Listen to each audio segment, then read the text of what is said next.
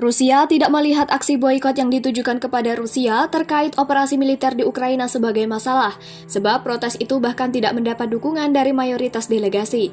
Ada beberapa negara mengancam boikot, tapi mereka bukan mayoritas dari anggota G20. Itu tidak beralasan, karena bagaimana mereka bisa membantu menyelesaikan masalah. Demikian kritikan Duta Besar Rusia untuk Indonesia, Lyudmila Vorobiva, di Jakarta pada Rabu 20 April 2022. Dia pun mempertanyakan bagaimana aksi boikot itu dapat secara efektif memberikan penyelesaian yang berbeda atas krisis Ukraina. Dubes Rusia menilai negaranya merupakan bagian penting dalam ekonomi global. Adapun dampak sanksi yang diberikan kepada Rusia juga terlihat mempengaruhi dunia. Rusia mengapresiasi posisi pemerintah Indonesia yang menilai bahwa G20 harus fokus ke ekonomi dan masalah keuangan global.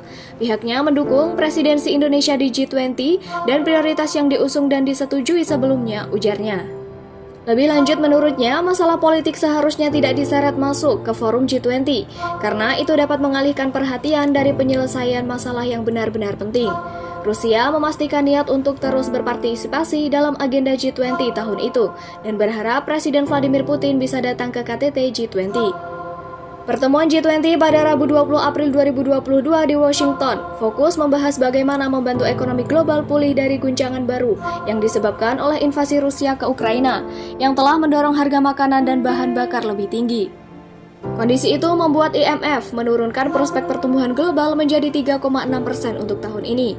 Negara-negara barat membalas serangan berdarah dengan sanksi yang dimaksudkan untuk merugikan ekonomi Rusia dan mengubahnya menjadi negara paria. Presiden Amerika Serikat Joe Biden telah mengusulkan untuk mengeluarkan Rusia dari G20.